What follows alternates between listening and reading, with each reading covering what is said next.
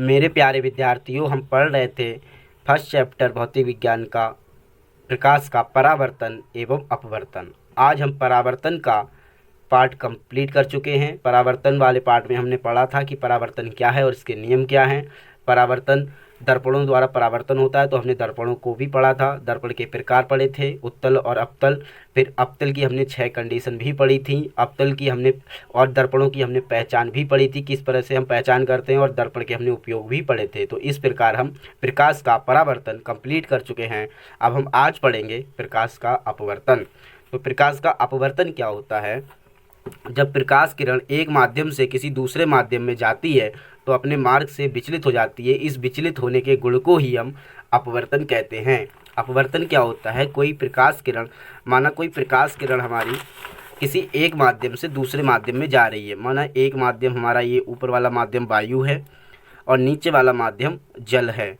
तो कोई प्रकाश की किरण, माना ये प्रकाश की किरण एक आई और इस किरण को सीधा जाना चाहिए था, इस तरह से सीधा जाना चाहिए था, लेकिन ये किरण सीधी ना जाके जब वायु से जल में गई, यानी एक माध्यम से दूसरे माध्यम में जाने पर थोड़ी सी विचलित हो गई, यानी कि अपने मार्ग से हट गई।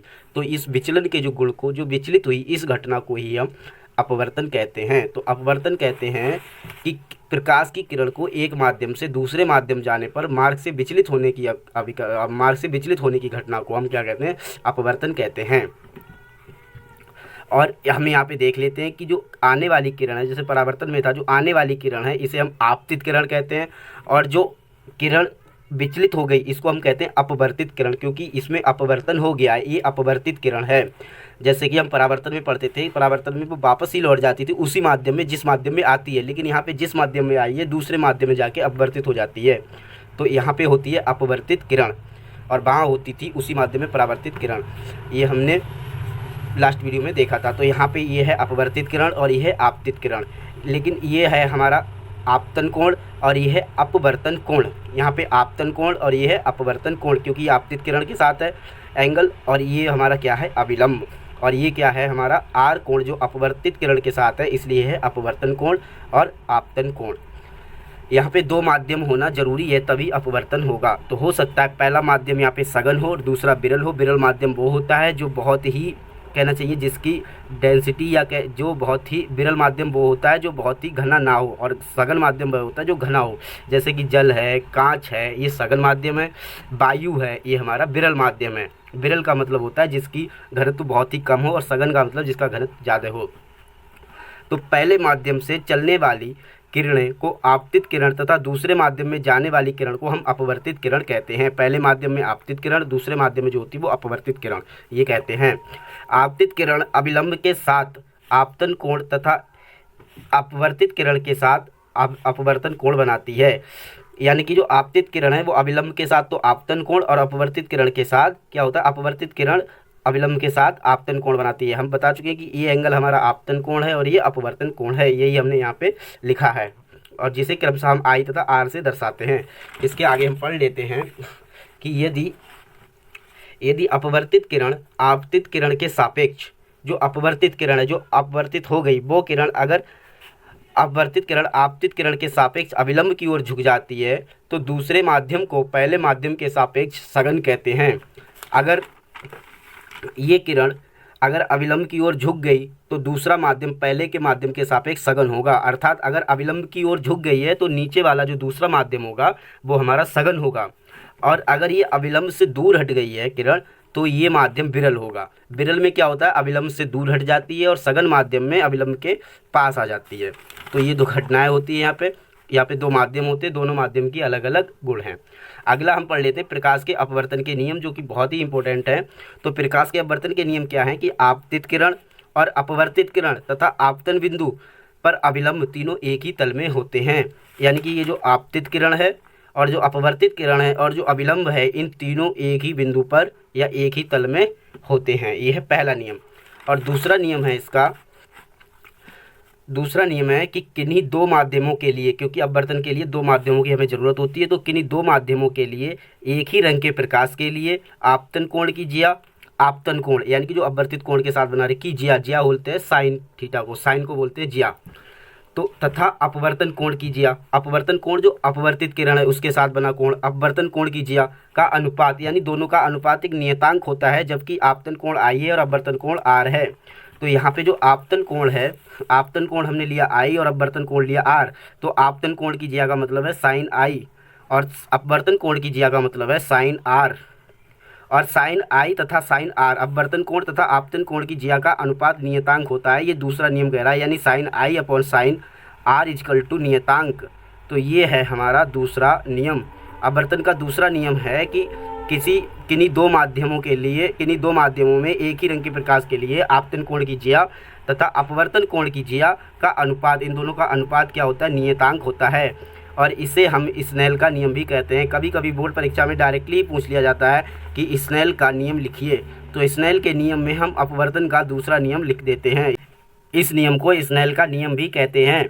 अपवर्तनांक को ANG से प्रदर्शित करते हैं, इसका मतलब है कि किरणें वायु से कांच में प्रवेश करती हैं, और sine i upon sine r is equal to ANG और ANL is equal to 1 upon sine सी।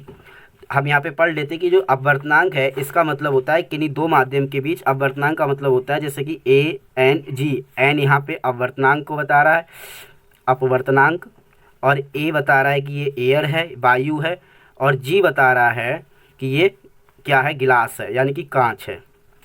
तो ए का NG का मतलब है कि कोई प्रकाश किरण वायु से गिलास में जा रही है, वायु से गिलास में जा रही है, इसका मतलब ये है। ANG का मतलब है कि कोई प्रकाश किरण वायु से गिलास में, वायु से कांच में जा रही है, यानी यहाँ पे जो दो माध्यम है वो वायु है और कांच है। तो ये है हमारा स्नेल का दूसरा नियम। इसके आगे हम पढ़ लेते हैं अपवर्तनांक तथा प्रकाश की चाल में संबंध। जो अपवर्तनांक होता है और प्रकाश की चाल होती है उनमें संबंध क्या है, यानी कि एयर में अगर कोई प्रकाश जा रहा है तो उसकी चाल में क्या फ़र्क होगा, या गिलास में जा रहा है तो उसकी चाल में क्या फ़र्क पड़ जाएगा, यानी कि क्योंकि इन सभी माध्यमों का एक फिक्स अपवर्तनांक होता है। अब इनका अपवर्तन का अंक, यानी कि इनका एक मीडियम का मान निर्धारित होता है कि इस माध्यम का इतना अपवर्तनांक है, तो इस अपवर्तनांक में और प्रकाश की चाल में संबंध क्या है, ये प्रकाश की चाल और अपवर्तनांक में संबंध होता है कि एक माध्यम के सापेक्ष दूसरे माध्यम का जो अपवर्तनांक होता है, किसी भी एक माध्यम के सापेक्ष दूसरे माध्यम का अपवर्तनांक उन्हीं माध्यम में प्रकाश की चाल के अनुपात के बराबर होता है, यानी कि दोनों का जो माध्यम का जो अनुपात है उसके बराबर होता है। जैसे ANG है, तो जो यहाँ पे एयर में प्रकाश की चाल, यानी कि वायु में प्रकाश की चाल, वायु में प्रकाश की चाल, इसका मतलब है कि वायु में प्रकाश की चाल बटे गिलास में, कांच में प्रकाश की चाल, कांच में प्रकाश की चाल, यानी किसी एक माध्यम में प्रकाश की चाल दूसरे माध्यम में प्रकाश की चाल के अनुपात के बराबर वो अपवर्तनांक होता है। अपवर्तनांक का जो मान आएगा वो इसमें प्रकाश की चाल और इसमें कांच में प्रकाश की चाल का अनुपात के बराबर आएगा, ये है अपवर्तनांक। इसे हम अपवर्तनांक बोलते हैं। अपवर्तनांक किसके, वायु के सापेक्ष गिलास का अपवर्तनांक, इससे किसका अपवर्तनांक निकलेगा, वायु के सापेक्ष गिलास का अपवर्तनांक। तो ये अपवर्तनांक उन दोनों माध्यमों में प्रकाश की चाल का अनुपात है, यही हमारा होता है संबंध। जैसे ANG इक्वल टू वायु में प्रकाश की चाल बटे कांच में प्रकाश की चाल, जैसे n यहाँ पे 1n2 होगा, ये 2n1 है, 2n1 यानी कि दूसरे माध्यम में प्रकाश की चाल बटे पहले माध्यम में प्रकाश की चाल, और 1 और 2 क्या माध्यम है, कोई माध्यम हो सकते हैं कुछ भी। अगला हम पढ़ रहे हैं कि वास्तविक प्रतिबिंब तथा आभासी प्रतिबिंब में अंतर क्या होता है। जो वास्तविक प्रतिबिंब होते हैं और आभासी प्रतिबिंब होते हैं उनमें अंतर क्या होता है। वास्तविक प्रतिबिंब जो होते हैं ये तब बनता है जब प्रकाश की किरणें वास्तव में मिलती हैं और किसी बिंदु पर प्रतिच्छेद करती हैं। आभासी प्रतिबिंब वह होता है, ये तब बनता है जब प्रकाश की किरणें किसी बिंदु पर मिलती हुई प्रतीत होती हैं और वास्तविक प्रतिबिंब को पर्दे पर प्राप्त कर सकते हैं, जबकि आभासी प्रतिबिंब को हम पर्दे पर प्राप्त नहीं कर सकते। अर्थात इसका जो आभासी प्रतिबिंब है उसका हम फोटो खींचे तो फोटो नहीं आएगा, और वास्तविक जो प्रतिबिंब होगा उसका फोटो खींचेंगे तो आएगा। वास्तविक प्रतिबिंब उल्टा बनता है और आभासी प्रतिबिंब सीधा बनता है। इसके बाद हम पढ़ रहे हैं ये समतल दर्पण। ये कुछ एक्स्ट्रा क्या, ये कुछ अलग से मैंने लिखे हैं इस कॉपी में। यहाँ तक हमारा अपवर्तनांक समाप्त हो गया। जो अपवर्तन है वो यहाँ तक ही बुक में दिया गया है। अपवर्तन क्या है, अपवर्तन के नियम क्या है, अपवर्तनांक तथा प्रकाश की चाल में संबंध, बस ये अपवर्तन हो गया। ये हमने एक्स्ट्रा लिखा है कि आभासी प्रतिबिंब और वास्तविक प्रतिबिंब में अंतर क्या है, क्योंकि ये अनसोल्ड के क्वेश्चन देखे थे मैंने, जो अलग से हमने देखे थे कि इन दोनों में अंतर पूछा गया था।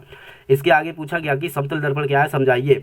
तो समतल दर्पण क्या होता है कि प्रतिबिंब आभासी, इनका जो प्रतिबिंब होता है वो आभासी होता है, सीधा होता है, प्रतिबिंब का आकार वस्तु के बराबर बनता है। प्रतिबिंब दर्पण के उतने ही पीछे बनता है जितनी दर्पण से दूरी होती है। दर्पण की दूरी जितनी भी किसी वस्तु की होगी, प्रतिबिंब भी उसका उतना ही पीछे बनेगा। इसमें वस्तु का दायां भाग बायां भाग प्रतीत होता है और बायां भाग दायां भाग प्रतीत होता है। ये हमने आज अपवर्तन कंप्लीट किया। अब हम पढ़ लेते हैं लेंस के बारे में। सबसे पहले हम पढ़ लेते हैं कि लेंस क्या है। लेंस एक ऐसा पारदर्शी माध्यम है जो कांच के गोलीय पृष्ठों से बना होता है। अर्थात ये एक पारदर्शी माध्यम है। पारदर्शी माध्यम का मतलब होता है जिसमें हम आर पार देख सकते हैं। लेंस के द्वारा हम आर पार देख सकते हैं और ये गोलाकार कांच के पृष्ठों से बना होता है, यानी कि गोल गोल कांच के पृष्ठों से बना होता है। लेंस दो तरह के होते हैं, उत्तल लेंस और अवतल लेंस। और अवतल लेंस जो होता है वो बीच में पतला होता है और किनारों पर मोटा होता है, और उत्तल लेंस बीच में मोटा होता है और किनारों पर पतला होता है। हम इनकी संरचना बना लेते हैं। अवतल लेंस, अवतल लेंस क्या होता है? जो किनारों पे मोटा होता है और बीच में पतला होता है। ये हो गया हमारा अवतल लेंस, अवतल लेंस हो गया। और जो बीच में मोटा होता है, किनारों पे पतला होता है, वो होता है उत्तल लेंस, उत्तल लेंस। यह है उत्तल लेंस। अब हम इनके कुछ महत्वपूर्ण बिंदु या परिभाषाएं पढ़ लेते हैं जो लेंसों में दी हुई होती हैं। तो यहाँ पे ये सेंटर पॉइंट दे रखा होता है लेंस का, तो इसे हम प्रकाशिक केंद्र कहते हैं। क्या कहते हैं? इसे हम प्रकाशिक केंद्र कहते हैं। तो हम यही परिभाषाएं पढ़ लेते हैं, लेंसों से संबंधित कुछ परिभाषाएं, लेंसों के बारे में कुछ जानकारी।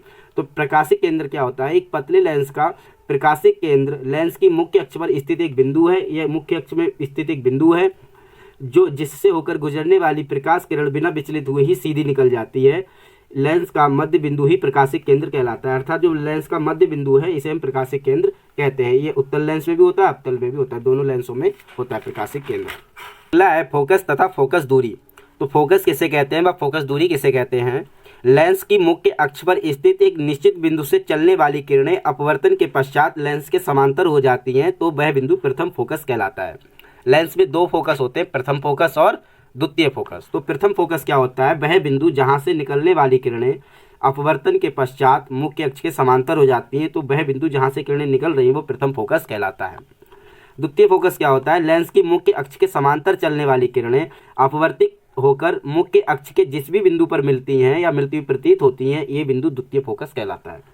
यहाँ पे इस बिंदु से निकल रही थी और अपवर्तन के पश्चात समांतर हो गई। यहाँ पे समांतर किरणें आ रही हैं, यहाँ पे समांतर किरणें आ रही हैं और ये अपवर्तन के पश्चात किसी एक बिंदु पर मिलती हुई प्रतीत हो रही हैं या मिल रही हैं। तो जहाँ पे ये मिल रही हैं वह बिंदु F2 है, यानी कि द्वितीय फोकस है। जिस बिंदु से निकल रही है वो प्रथम फोकस है और समांतर हो गई और समांतर आ रही हैं और किसी एक बिंदु पर मिल रही है तो ये द्वितीय फोकस है। और फोकस दूरी क्या होती है? ये प्रकाशिक केंद्र C यहाँ से लेके फोकस तक की दूरी को हम क्या कहते हैं? फोकस दूरी कहते हैं। प्रकाशिक केंद्र से फोकस तक की दूरी को फोकस दूरी कहते हैं। अगला है फोकस तल। फोकस तल क्या होता है हमारा?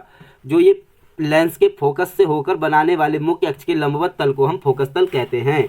ये हमारा पूरा फोकस तल है, यहाँ से यहाँ तक ये पूरा फोकस तल है। तो ये जितनी भी फोकस के पास का ये जो तल है ये पूरा फोकस तल है। अगला हम देते हैं लेंस के प्रतिबिंब बनने के नियम क्या होते हैं। लेंस से प्रतिबिंब किस तरह के बनते हैं? तो लेंस के केंद्र से जो आने वाली किरण है वो केंद्र से ही अपवर्तन हो जाता है, यानी ये जो केंद्र से आ रही है तो ये केंद्र से ही इसका अपवर्तन हो जाएगा। और अगर वो फोकस से होकर आ रही है तो वो समांतर हो जाएगी। अगर समांतर आने वाली किरण फोकस से जाना, अगर वो फोकस से होकर आ रही है तो समांतर हो जाएगी और समांतर आ रही है तो फोकस से होकर जाएगी। इसके दो नियम हैं। अगला हम देख लेते हैं लेंसों द्वारा प्रतिबिंब का बनना। तो उत्तल लेंस द्वारा, जो उत्तल लेंस की है वो 6 कंडीशन है। जब वस्तु अनंत पर रखी हो, वस्तु मान लो बहुत अनंत पर रखी है तो इसका प्रतिबिंब कैसा बनेगा? लेंस द्वारा। यहाँ पे लेंस की बात चल रही थी और हम परावर्तन में दर्पण की बात कर रहे थे और वहाँ पे अवतल की बात कर रहे थे, यहाँ पे उत्तल की बात कर रहे हैं, क्योंकि यहाँ पे उत्तल की 6 स्थिति हैं और दर्पण में अवतल की 6 स्थिति हैं। इनमें कन्फ्यूजन नहीं होना चाहिए। अगर वस्तु अनंत पर है तो लेंस द्वारा जो प्रतिबिंब बनेगा वो प्रथम व द्वितीय फोकस तल में वास्तविक बनेगा, उल्टा बनेगा, वस्तु से बहुत ही छोटा बनता है। तो ये इस स्थिति की प्रथम स्थिति की हमारी इमेज है। दूसरा है कि वस्तु अनंत व 2f बीच की दूरी पर हो तो क्या होगा? इस पे वस्तु अनंत तथा 2f के बीच में रखने पर प्रतिबिंब लेंस की दूसरी ओर बनेगा, 2f के बीच वास्तविक बनेगा, उल्टा बनेगा तथा वस्तु से छोटा बनेगा। ये उसी तरह की कंडीशन है जैसी उसमें अवतल दर्पण में थी, ऐसी यहाँ पे उत्तल लेंस में है। वस्तु अगर 2f दूरी पर रखी गई हो, वस्तु f तथा 2f दूरी के बीच में हो, ये सारी कंडीशन इतनी इंपॉर्टेंट नहीं है, लेकिन इनकी हमें कंडीशनें आनी चाहिए, पता होना चाहिए कि वस्तु किस प्रकार का प्रतिबिंब बनेगा। वस्तु प्रथम फोकस P पर हो, ऐसी वस्तु फोकस तथा लेंस के बीच में हो, और अवतल लेंस द्वारा प्रतिबिंब का बनना। अवतल लेंस प्रत्येक स्थिति में क्या बनाता है, प्रत्येक स्थिति में प्रतिबिंब फोकस के बीच आभासी सीधा व वस्तु से छोटा बनाता है। और वहां पे हमने दर्पण में पढ़ा था कि उत्तल लेंस प्रत्येक स्थिति में बनाता है, यहाँ पे उत्तल दर्पण प्रत्येक स्थिति में बनाता है और यहाँ पे अवतल लेंस प्रत्येक स्थिति में बनाता है। अर्थात दर्पण जो है लेंस के इमेज में बनाने के उल्टे होते हैं। अगला हम पढ़ लेते हैं चिन्ह परिपाटी। चिन्ह में प्लस एक्स अक्ष के अनुदिश दूरियां धनात्मक ली जाती हैं और माइनस एक्स के अनुदिश दूरियां ऋणात्मक में ली जाती हैं और मुख्य अक्ष के नीचे की सभी दूरियां ऋणात्मक होती हैं, ऊपर की धनात्मक। जैसे कि हम पिछली बार भी पढ़ चुके हैं, परिपाटी की नीचे की सारी ऋणात्मक होती हैं, ऊपर की धनात्मक होती हैं और प्लस एक्स की तरफ प्लस की ली जाती है, माइनस एक्स की तरफ माइनस की ली जाती हैं।